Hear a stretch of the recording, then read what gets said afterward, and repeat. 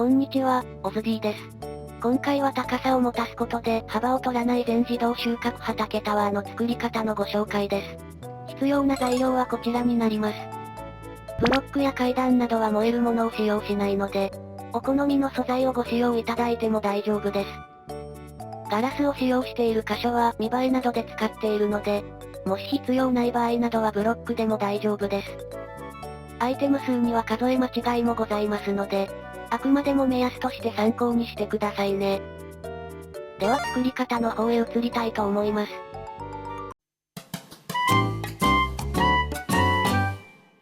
今回の装置は縦13マス×横11マスの範囲で作成します。まず最初に仕分け機部分を作成していくので、ラージチェストを横方向に6個並べて設置します。次は一番左端のラージチェストの上以外に、追加で5個ラージチェストをしゃがみながら設置します。背面側に回りそれぞれのチェストに接続するように、しゃがみながらホッパーを設置していきます。ホッパーから1マス開けたこの場所から、高さ2段でブロックを5個設置していきます。今設置したブロックのホッパー側の下部分に、それぞれトーチを1本ずつ設置しておきます。トーチの上部分にはそれぞれ、ブロックを設置しておきましょう。トーチと反対側のこの部分に、この向きでリピーターを設置します。リピーターの上部分と背面部分に、それぞれブロックを同じ数設置しておきます。ホッパーの後ろのブロックの上に、この向きでコンパレーターを設置します。コンパレーター後ろの残りのブロック部分に、それぞれレッドストーンダストを設置しておきます。正面左側のホッパーの上に、しゃがみながらコンポスターを設置します。コンポスターに接続するようにして、しゃがみながらホッパーを設置します。コンパレーターの薄い判定を狙って、しゃがみながらホッパーを設置しておきます。コンポスター上のホッパーの上部分に、しゃがみながらホッパーを設置します。今設置したホッパーに接続するようにして、しゃがみながらホッパーを設置していきます。コンパレーターの前のホッパーの中の、右側4マスに畑で収穫しないアイテムを入れ、左側1マス部分にはこのチェストに仕分けたい、作物を42個以上入れておきましょ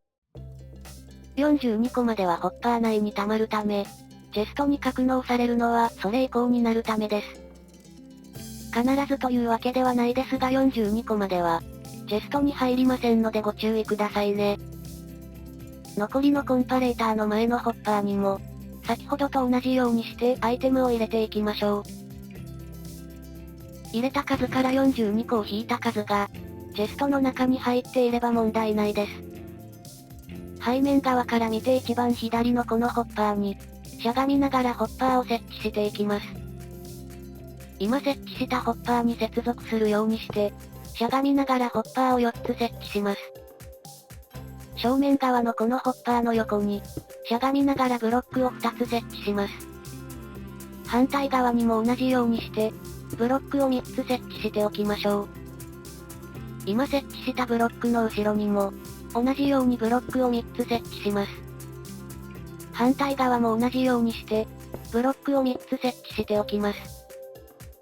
今設置したブロックの端部分から、縦方向にブロックを9個設置します。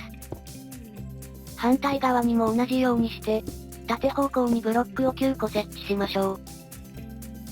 正面左側の縦方向のブロックの横に、もう一列同じ長さになるようにブロックを設置します。そのブロックの横部分にレッドストーンブロックを、今度は8個設置しておきましょう。端部分にはブロックを設置しておきます。あとは反対側までブロックを設置して、間部分を敷き詰めていきましょう。今敷き詰めた4つの角部分に、それぞれブロックを2段ずつ設置しておきます。正面側のこの部分を1マス壊して、レッドストーンブロックを1つ設置しておきます。レッドストーンブロックの上から横方向に8個、ホッパーの上はしゃがみながらパワードレールを設置します。パワードレールの横と縦方向に1つ、普通のレールでカーブを作りましょう。レッドストーンブロックの上から3マス分に、パワードレールを設置します。続きから4マス分に普通のレールを設置します。先にこちらにレールを設置してから、2列目の端を設置することで、最初のパワードレールの方に曲がらずに、レールを曲げることができます。あとは2列目と同じ位置にレールを設置していき、端っこ部分まで設置していきましょう。最後の列の端部分は、最後までパワードレールを設置しておきます。両方の端部分には、それぞれブロックを設置しておきましょう。レールの周りを囲うようにして、外周部分にガラスブロックを設置しておきましょう。レールにホッパー付きトロッコを走らせて、止まらないかを確認しておきましょう。外周部分のガラスの上に、ぐるっと一周ブロックを設置しておきましょう。今設置したブロックの内側部分を、土ブロックを設置して埋めておきましょう。土ブロックの中心部分を1マス壊して、階段を設置して水を入れておきましょう。そうしたらクワを使って土部分を、こんな感じで全て耕しておきましょう。正面部分の右端のホッパーの上の、このブロックとガラスは壊しておきます。今壊した場所にホッパーに接続するように、しゃがみながらホッパーを2段で設置します。周りのブロックの角部分に、それぞれ高さ3段でブロックを設置します。先ほど設置したホッパーの上に、追加でしゃがみながらホッパーを3段設置します。ホッパーの両サイドにそれぞれ、高さ3段でブロックを設置します。中央の階段の上に仮ブロックを設置して、その上に光源ブロックを設置しておきます。作っている間にも成長してくれるので、先に畑に植えたい作物を植えておきましょう。この間部分にガラスを2段で設置しておきます。残りのブロックの間部分にも同じように、ガラスを高さ2段で設置していきます。今設置したガラスの上部分には、ブロックを高さ1段で設置しておきます。1階層目はこれで完成となり、次は2階層目を作っていきます。ホッパーの背面部分に1階層目と同じように、しゃがみながらホッパーを5つ設置していきます。正面側のこの角部分に、レッドストーンブロックを設置しておきます。ホッパーの両サイドに、それぞれブロックを設置しておきます。背面から見て一番右のこの部分に、ブロックを1列設置しておきます。その横に正面側からレッドストーンブロックを、追加で8個設置しておきます。残りの箇所はブロックを設置して、すべて敷き詰めていきましょう。ブロックの角部分にそれぞれ、高さ2段でブロックを設置しておきます。角の RS ブロックの上から1階層目と同様に、レールを設置していきましょう。レールの端部分に、それぞれブロックを設置しておきましょう。正面のこのホッパーの上に、しゃがみながらホッパーを2段設置します。レールの周りの1段目部分を、ガラスで一周囲うように設置していきます。ガラスの上部分には同じようにして、ブロックをぐるっと一周設置しておきましょう。レールの上にはホッパー付きトロッコを走らせておきましょう。ブロックの内側部分に1階と同様に、土ブロックを設置して埋めておきましょう。真ん中部分を1マス掘って、階段を設置して水を流しておきましょう。クワを使って土ブロック部分を、すべて耕しておきましょう。クワを使って耕すことができたら、1階層とは異なる作物を植えていきます。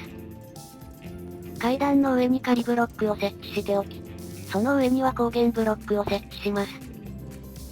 4つの角部分には下と同じように、高さ3段でブロックを設置しておきましょう。ホッパーの両サイドにも、それぞれ3段でブロックを設置します。ホッパーの上にもしゃがみながら、高さ3段でホッパーを設置します。あとは1階層目でも設置したようにガラスを、高さ2段でぐるっと一周設置していきましょう。ガラスの上部分にもぐるっと一周、ブロックを設置していきましょう。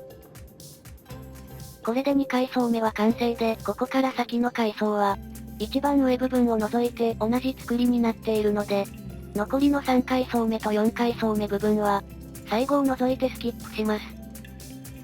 2階層目を参考にして作ってくださいね。4階層目のレールと周りが設置できたら、最上階部分のホッパーの上には、もうホッパーは必要ないので、レールの高さでブロックを設置しておきます。ここが他の階層と異なる箇所になり、次は最後の天井部分までスキップします。最後の階層の天井部分には、レッドストーンブロックなどを設置する必要がないので、ブロックで敷き詰めます。天井部分のブロックの上には湧き潰しも兼ねて、ハーフブロックや松明などを設置しておきましょう。下に降りて正面のチェストの右側部分から、高さ4段でブロックを設置しておきます。反対部分にも同じように、高さ4段でブロックを設置します。今設置したブロックの上部分を、ブロックを設置してつなげておきます。右の先ほど設置したブロックから、1マス開けた箇所にも同様に設置します。間部分の上から2段にブロックを設置します。反対側にも高さ4段でブロックを設置します。ホッパーの横部分のこの位置から、ホッパーの上のマスまでブロックを設置します。反対側のこの部分にも、同じようにしてブロックを設置しておきます。上の間部分は埋めておきましょう。ここにも敵が湧かないようにハーフを設置します。ホッパーの前部分の1マスには、上までガラスを設置しておきます。この上部分にも敵が湧かないように、ハーフブロックを設置しておきます。背面の角部分にも上と繋がるようにして、それぞれブロックを積み上げておきましょう。そうしたら装置部分を隠すようにして、今設置したブロックの柱の間部分に、高さ2段でブロックを設置しておきましょう。最後の空いている列には、ガラスブロックを設置しておきましょう。正面のこの部分にはドアなどを設置して、中には湧き潰しの松明を設置します。この空間は装置では使用しないので、倉庫など自由に使用してください。チェストの上のこのホッパーの列に、しゃがみながら逆さまで階段を設置します。今設置した階段部分に何が入っているかがわかるように、額縁とアイテムを貼っておきましょう。そうしたら正面左側のこの位置あたりに、足場ブロックを30個ほど積み上げていきます。1階層目の畑と同じ高さのこの部分に、仮ブロックを2列分設置しておきましょう。そうしたら村人を搬入していくのですが、連れてくる村人はこんな感じで、装置作成前に子供を確保しておいて、成長した村人を搬入していきましょう。村人には8スタック分のインベントリがあり、他のもので埋まってしまっていると、農作業に影響が出ることもありますので、必ずインベントリが空の状態の、子供から成長させた村人にしてください。成長した村人を連れてくることができたら、ボートにリードを接続して上まで連れて行きます。同じ高さまで登れたらリードを引っ張って、仮ブロックの上まで運んでおきましょう。乗せることができたらベッドとコンポスターを設置して就職させます。就職したら一度取引を行って、職業を固定させておきましょう。職業が固定できたら植えている作物の種を、村人に8スタック分渡しておきましょう。8スタック以上渡した際に村人が拾わなければ、インベントリがいっぱいになっている証拠です。そうしたら一度コンポスターは壊して、仮でガラスを割って中に入りましょう。内側の仮ブロックを壊して、そこにコンポスターを設置しておきます。ボートを壊すと村人は自動で中に入るので、ガラスを設置して閉じ込めておきましょう。ベッドと仮ブロックは最後に壊すので、今は設置したままにしておいてください。残りの階層にも同じようにして村人を搬入し、それぞれに閉じ込めていきましょう。8スタック渡すものは小麦やビートルートは種を渡し、人参とジャガイモはそのまま作物を渡しましょう。小麦やビートルートの実を渡してしまうと、それを拾ってしまって効率が落ちるので注意しましょう。すべての階に村人を同じように搬入できたら、上から順番にベッドと足場を回収していきます。回収が完了したら、足場ブロックの方も必要ないので回収しておきましょう。これで全自動収穫畑タワーの完成となります。あとは放置しているだけで、勝手に各チェストにそれぞれのアイテムが仕分けされて回収されます。また端の骨粉部分は、小麦やビートルートの種をコンポスターで骨粉にしてくれるので、放置しているだけで骨粉も回収できるようになります。ただ骨粉がメインではないので、おまけ程度で回収できるくらいの効率になります。溜まりすぎた作物は不要であれば、骨粉に変えてあげても良いかもですね。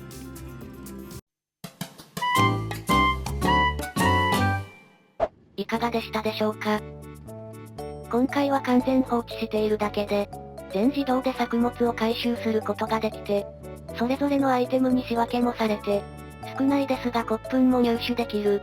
全自動収穫畑タワーの作り方のご紹介でした。幅も取らずに便利な畑になりますので、よかったら参考にして作ってみてくださいね。最後までご視聴いただきありがとうございました。ぜひともチャンネル登録と高評価もお願いします。また他にも色々な装置やトラップの動画もあるので、よかったら概要欄などからご覧になってくださいね。ではでは、また次の動画でお会いしましょう。バイバイ。